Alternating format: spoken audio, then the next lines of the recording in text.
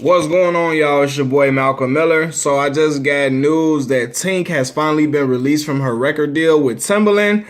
Finally free at last, free at last. Thank God Almighty, she's free at last. And I say this because Tink is one of the most talented artists that I've seen in a long time. The girl can rap, can sing, and can she legit has bars. Like, I ain't know that Tink can out rap a lot of dudes that I know in the industry.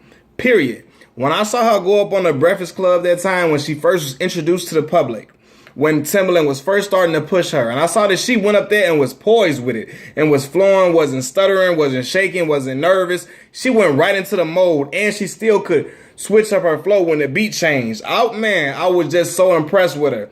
I've been a fan of hers since she had her, since humble beginnings in Chicago, when she was coming up and she was remixing Chief Keef 300 songs, and then when she was making songs like, what's that Bonnie and Clyde song that she had that all the hood girls in the shot had on their pages and all, playing all the time.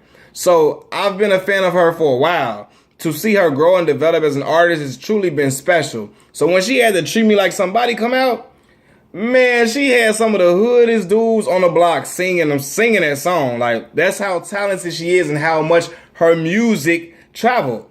Timbaland, when he got her, I think he was so excited, and he was so excited about having a new talent that he wanted to mold her into what he felt that she is. He felt that, and I remember when he did the Breakfast Club interview, he said, as I recall, that Aaliyah went to him in a dream and said that she was the one, right?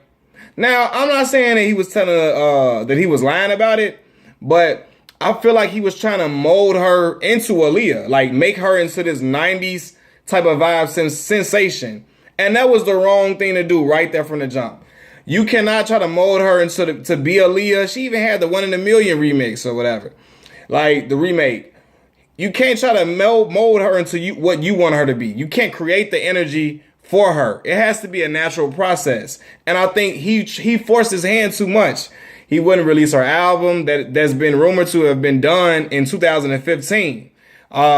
Wouldn't allow her to get on beats outside of his. And I'm like, man, that's just limiting her creative ability, her creativeness. Like, you just putting her into one box and you're not letting her spread her wings. And she's a versatile artist. You cannot let her just sing, just rap, and just do these pop type songs. You got to let her be herself, because that's what's garnered her this huge interest and fan base over the years.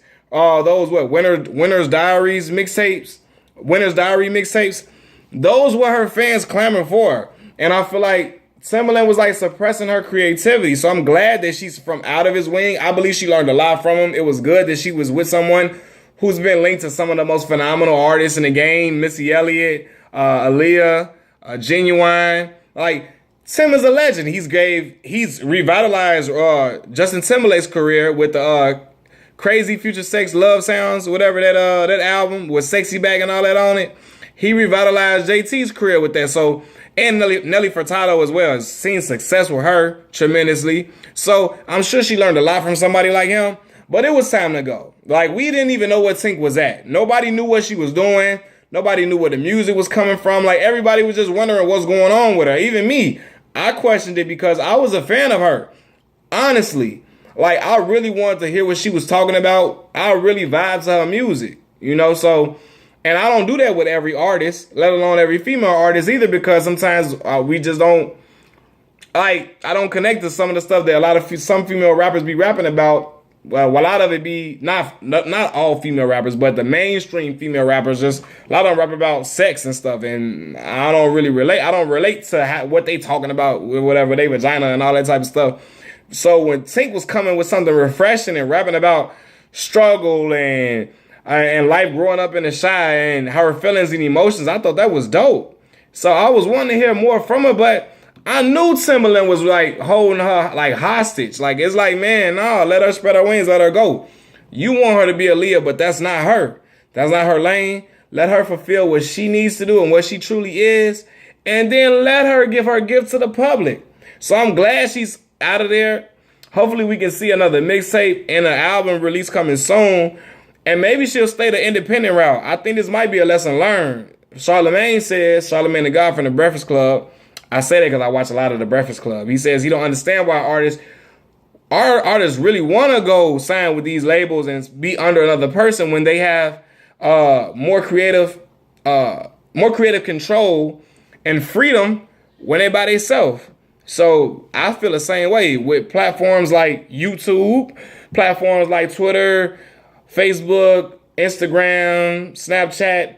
These artists can get their music to their fan base and connect to their fan base on a whole new level that the labels can't give them. So I'm hoping she learned a valuable lesson from it, and she's able to produce great music that we want to hear after this. So I'm really interested to see what Tink's next move is going to be. But I'm glad that she was able to, free herself from that and come up. And I'm hoping, this is what I'm hoping.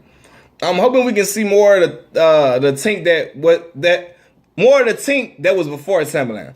Because I ain't gonna even lie, when she signed with Tim, I wasn't even really feeling a lot of some of the stuff that she was doing. And I feel like Timbaland was like maybe probably forcing her to be like, listen, this is what you need to do. I know the business. And she was just taking his word for it because she like, listen, who am I to just judge what Timbaland is saying? This is Timbaland. But I think she needs to stay in her lane and do her thing.